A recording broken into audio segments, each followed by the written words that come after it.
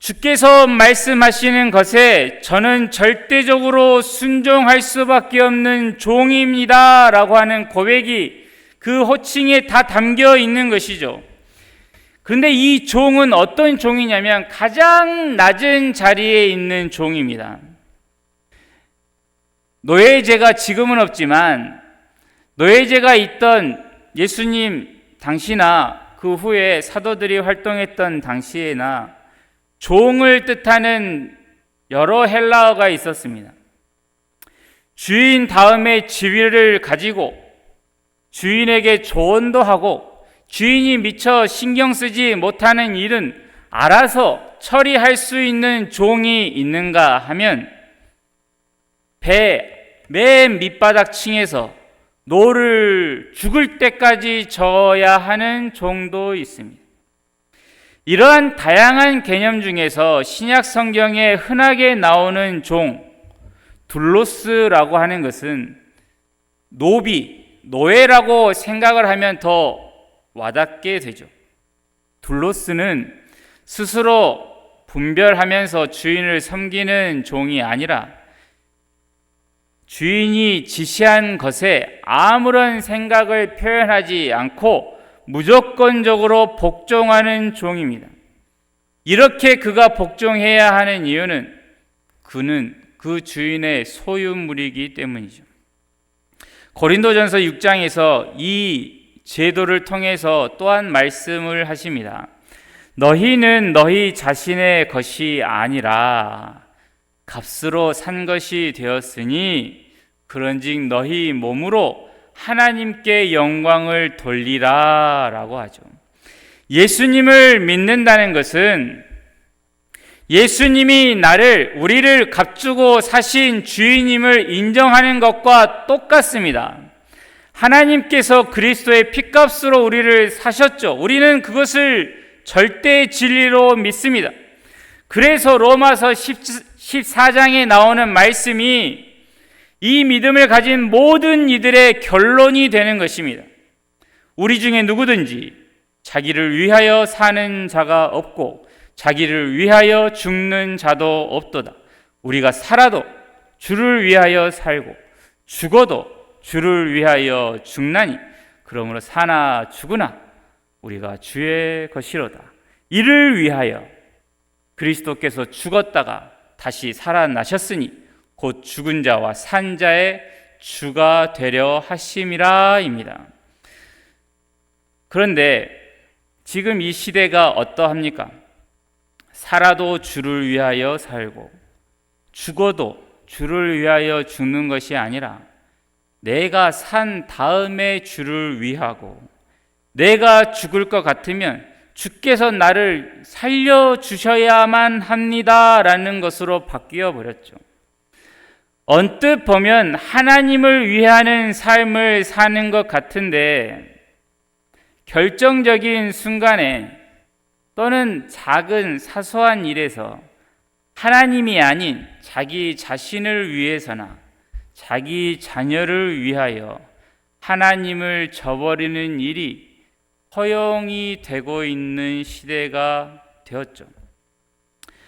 몸이 건강하고 또한 살만하시면 주를 위해서 힘써 사는 것입니다. 주께서 내게 허락하신 건강으로 힘써 하나님을 가까이 섬기는 게 우리의 일인 것이죠. 또한 죽음이 내 눈앞으로 성큼성큼 다가오고 있다면 다 포기해버리고 후회 속에서 한숨만 쉬며 나를 보내는 것이 아니라 그 죽음이 내 눈앞에 다가와도 나는 주의 것이다. 주께서 나를 구원하시려고 저 십자가를 높이 드셨다라고 하는 고백과 함께 죽음조차도 갈라놓을 수 없는 하나님의 사랑을 의지하는 게 우리의 모습이어야 하는 것이죠. 육체는 날마다 연약해져 가기 마련입니다. 저도 언젠가는 그럴 날이 오죠. 또 우리 어르신들이 하나같이 하시는 말씀이 작년에는 안 아팠던 것이 올해는 아프고 지난달에는 안 아팠던 곳이 올해는 아프고, 예전에는 조금 아팠는데 이제는 쑤시고 견딜 수 없이 아프다라고 하시죠. 그렇게 육체가 날마다 허물어져 가는 게 성경에 나와 있죠.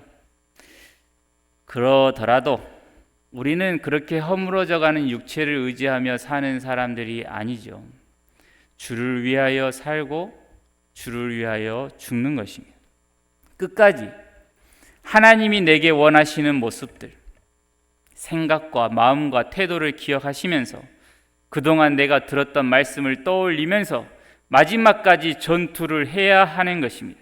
바로 이것을 위하여 우리가 꾸준히 말씀을 듣고 묵상하는 일이 중요한 것이죠. 노예라고 하는 단어는 노예 제도가 있었던 로마 사회에서도 사람들이 꺼려하는 어감을 가진 단어였습니다. 노예라고 하는 신분은 그 나라나 우리나라나 혐오스러운 개념이었죠. 그래서 둘로스, 노예가 되기를 원하는 사람은 한 명도 없었습니다. 그 당시에도 그런데 그 후에 노예 제도에 대해서 여러 비판이 있는 이 시대에 복음을 전파할 때 하나님이 우리를 사랑하신다라고 하는 거나 하나님이 우리를 위하여 대신 죽으셨다라고 하는 것은 전파하기가 쉬운데, 이제 우리가 구원을 받았으면 우리는 하나님의 종입니다라고 하는 것이 얼마나 사람들에게 공격을 받았겠으며, 많은 이들이 그것은 나는 못 받아들이겠다, 주께서 나를 위하여 죽으신 것은 너무 감사하고 그건 얼마든지 받겠으나 내가 하나님의 종으로 살라는 것은 지금 말고 나중에 한 죽음이 한 달쯤 남을 때나 일주일 남았을 때나 좀 살아볼까 한다라고 하는 반응이 있었죠. 노예라는 개념은 약화되고 그에 따라 자기를 부인하고 하나님의 주권에 복종하라고 하신 요구들도 같이 약해져 갔습니다. 하지만 예수님은 자신을 따르는 비용을 말씀하실 때 요구하신 둘로스의 지위가 얼마나 비천한 것인지를 예수님 당시의 사람들은 누구보다도 잘 이해하고 있었습니다. 그럼에도 불구하고 기꺼이 따라갔던 것입니다. 사실상 초대교회의 많은 성도들이 노예였습니다. 서신서에서는 노예라고 하는 사회적 신분을 가지고 있으면서도 어떻게 그리스도의 성품과 하나님을 믿는 사람의 거룩함을 드러낼 수 있는지를 알려주고 있지요. 시간이 흘러서 자유가 소중히 여겨지고 자아 실현을 최고의 선이라고 생각하는 이 현대에는 예수님의 주 되심과 우리의 종됨의 개념이 자꾸만 퇴색해져 가고 있습니다. 성경이 가르치는 진리, 그 예수님을 우리의 절대적인 주와 주인으로 받아들여야 한다는 것보다는 하나님은 나를 너무나도 위하셔, 하나님은 나를 끔찍히 사랑해서 나를 위해 모든 것을 희생할 수 있는 분이야, 내가 어려울 때 얼마든지 나에게 도움을 주시는 분이야, 내가 슬퍼서 울고 있으면 나를 위로해 주시는 분이야 라고 하는 말들만 넘쳐나는 것이죠. 이러한 생각들은 기도에 대한 말을 할 때 아주 잘 드러납니다. 하나님을 향하여 내가 이렇게까지 간청을 하고 있는데, 이렇게까지 내 목숨을 걸어서면서까지 하나님께 요구하고 있지 않습니까? 근데 하나님이 이것을 안 들어주시는 건 안 됩니다. 이런 식으로 말하는 자들이 너무나도 슬프게 지금도 많습니다. 또 이런 자도 있습니다. 감히 나의 간절한 소원을 이루어주지 않는다라고 하며 하나님에 대해서 망언을 하는 자들도 있습니다. 예수님을 나의 구원자요 친구로 삼아야지 그의 권위에 굴복하는 것은 천천히 나중에 좀 내가 이제 할 일도 없고 좀 여가 생활을 즐길 쯤에나 그때쯤에나 하나님이 나한테 원하시는 게 있으면 그때 하겠습니다 라고 하는 신앙도 많습니다. 주님은 처음에 부르실 때 나를 따라오라고 부르셨습니다. 즉 나를 주로 섬기라고 처음부터 요구하고 계시는 것이죠. 그리고 예수님의 참된 친구가 누구인지 요한복음 15장에 나옵니다. 너희는 내가 명하는 대로 행하면 곧 나의 친구라 라고 하셨습니다. 과거에 우리나라에서 유행했던 번영 신학이라는 게 있습니다. 긍정의 힘, 이 중에도 사신 분들 계실 거예요. 또 그게 너무 좋아서 그 후에 나온 잘 되는 나라고 하는 이런 책도 사신 분이 혹 계실 수 있습니다. 그게 번영 신학입니다. 그런데 건강이나 부와 성공을 자신의 긍정적인 말로 만들어낼 수 있다는 사실이 얼마나 반성경적인지를 나를 따라오라 라고 하는 예수님의 부르심을 조금만 생각해 보면 알 수 있는 것입니다. 자신이 필요한 것을 충족시키고 개인적인 만족을 위해서 그리스도를 따를 것을 요구하는 자들이나 잘 되는 나를 보장하는 허황된 신앙들이나 우리 스스로가 진리를 정의한다, 무엇이 옳은지를 정할 수 있다라고 하는 세상 풍조를 우리는 경계해야 하는 것입니다. 하나님의 말씀은 언제나 그 자체로 하나님의 말씀이지 내게 의미가 있고 내게 은혜로워야 받아들일 만한 말씀이 되는 게 아니죠. 선포하는 사람이나 듣는 분들이나 하나님의 말씀을 전하고 하나님의 말씀으로 듣고 복종하는 것이지 내 마음에 드는 대로 주고 받는 것은 이미 그리스도의 교회의 모습을 잃어버린 것이죠. 그리스도의 종이라고 하는 이러한 개념은 우리가 복음만 제대로 알고 있어도 전혀 받아들이기 힘든 게 아닙니다. 우리가 다 알고 있는 내용들이 이 종이라고 하는 개념에 다 있어요. 우리는 선택을 받았습니다. 주인이 종을 선택하는 것과 똑같죠. 그리고 값으로 사신 바가 되었습니다. 노예를 값주고 사는 것과 똑같습니다. 우리는 또한 주님의 소유입니다. 주인의 뜻과 통제 아래 우리는 있습니다. 삶의 모든 면에서 하나님을 전적으로 의존해야만 살 수 있음을 우리는 늘 고백합니다. 또한 하나님께 심판을 받아 징계나 상을 또한 받기도 합니다. 이 모든 게 무엇과 똑같냐면 노예가 가지고 있는 특징과 같다는 것이죠. 그러니 우리가 복음을 제대로 알고 있다면 내가 그리스도의 종이라는 개념은 절대로 내 마음이 꺼리는 내용이 아니라는 것입니다.